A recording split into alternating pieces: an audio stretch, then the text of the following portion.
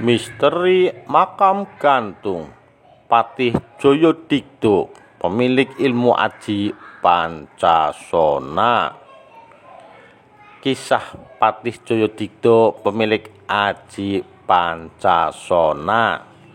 Jika menyebut tentang makam gantung, maka orang akan teringat Joyodigdo, seorang patih di Kabupaten Blitar, Jawa Timur yang sakti mandraguna. Kesaktian sang patih dikarenakan memiliki ilmu aji Pancasona yang bisa hidup kembali ketika dia wafat apabila jasadnya menyentuh tanah. Sebelum diangkat menjadi patih, Joyodigdo muda dikenal suka melakukan tirakat atau lelakon dan berpuasa, sehingga mendapatkan berbagai macam ilmu kanuragan dan kesaktian yang dia kuasai. Bahkan gurunya tidak hanya berasal dari bangsa manusia saja, melainkan juga dari bangsa lelembut atau bangsa jin. Maka tak heran Joyodigdo bisa menguasai ajian Pancasona atau yang biasa disebut ajian Rawa Rontek.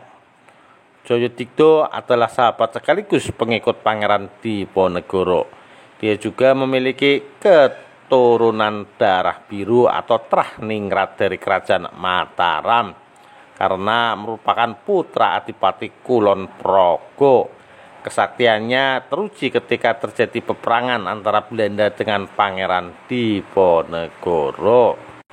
Sebagai pengikut Pangeran Diponegoro, Joyodigdo yang waktu itu masih berusia 30 tahun ikut melakukan perlawanan dengan Belanda, bahkan ikut perang gerilya, meskipun saat itu Pangeran Diponegoro telah ditangkap dan diasingkan.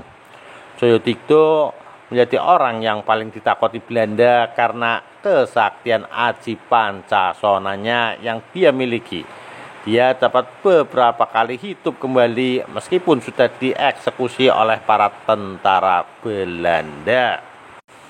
Begitu jasadnya dibuang, dia dapat hidup kembali tanpa sepengetahuan dari tentara Belanda. Namun pada saat itu wilayah Yogyakarta banyak dijaga oleh para tentara Belanda. Maka Joyodigdo memilih berperang secara gerilya dan menuju ke arah timur beserta para pengikutnya.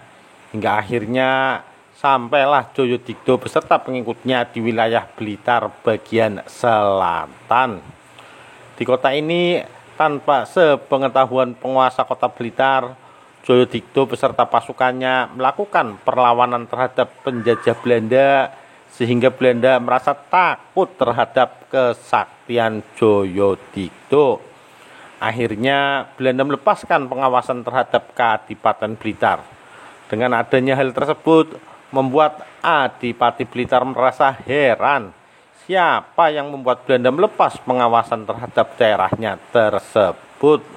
Kemudian Adipati Blitar mengirim utusan Telik Sandi untuk mencari tahu, dan pada akhirnya utusan Telik Sandi tersebut menemukan Joyodigdo di sebuah hutan yang masuk di wilayah Blitar Selatan. Atas perintah Adipati Blitar, utusan Telik Sandi mengundang Joyodigdo untuk datang ke pendopo, namun permintaan utusan Adipati Blitar ini ditolak dengan halus. Alasannya adalah pada waktu itu Joyodigdo masih sibuk melatih pasukannya untuk melawan Belanda. Karena penolakan halus dari Joyodigdo, maka utusan Telik Sandi langsung pulang dan melapor ke Adipati Blitar. 2 tahun kemudian Adipati Blitar kembali mengirim utusan, namun saat itu patih di Kadipaten Blitar mangkat atau meninggal dunia dan harus segera dicarikan pengganti. Maksud Adipati mengirimkan utusan yang kedua ini adalah agar Joyodigdo bersedia menjadi patih di Kadipaten Blitar, dikarenakan banyaknya tentara Belanda yang meninggalkan daerah Blitar karena serangan dari pasukannya. Maka Joyodigdo bersedia menjadi patih di Kadipaten Blitar. Sebagai keturunan darah biru atau Trahningrat yang pernah tinggal di keraton, Ketika Joyodigdo diangkat menjadi patih, sudah tidak asing lagi dengan sistem pemerintahan. Maka sang patih pun mampu mengambil kebijakan yang sangat baik. Hal inilah yang membuat salut sang Adipati Blitar, sehingga sang Adipati memberinya hadiah sebidang tanah yang sekarang berada di Jalan Melati, Kota Blitar. Dari pemberian tanah tersebut, Joyodigdo akhirnya membangun rumah besar beserta keluarganya yang diberi nama Pesanggerahan Joyodigdo. Rumah yang dibangun oleh Joyodigdo ini hingga saat ini masih berdiri kokoh. Sebagai manusia biasa, meskipun mempunyai aji Pancasona, Joyodigdo akhirnya wafat pada tahun 1905 di usia 100 tahun lebih. Dengan ajian Pancasona ini, seseorang tersebut akan bisa hidup kekal abadi hingga akhir kiamat nanti. Seseorang yang mempunyai ajian Pancasona ini dikatakan hanya bisa wafat apabila tubuhnya dipisah menyeberangi sungai dan digantung agar tidak menyentuh tanah. Jika jasadnya menyentuh tanah, maka bagian-bagian tersebut akan bersatu dan orang yang mempunyai ajian ini bisa hidup kembali. Eyang Joyodigdo dikabarkan pernah wafat sehari 3 kali. Tapi setiap akan dikuburkan pada saat jasadnya menyentuh tanah, maka akan hidup lagi dan langsung bangkit. Ujar Lasiman, usia 70 tahun, juru kunci makam di lokasi makam Jalan Melati nomor 43 Blitar. Beliau wafat karena ilmu Pancasona yang diambil dari sang guru yang memberikan ilmu tersebut.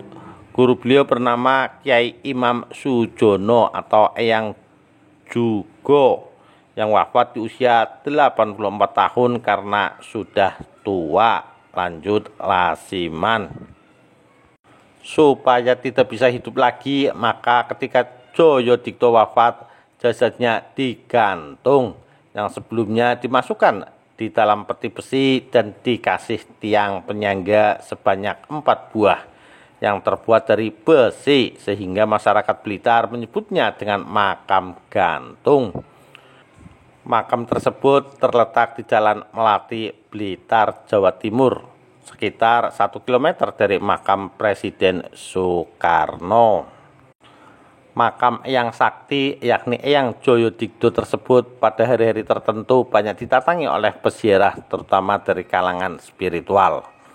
Berbeda dengan peziarah biasa, kaum spiritualis ini datang ke makam dengan maksud tertentu, yakni ingin berguru ke Eyang Joyodigdo secara gaib.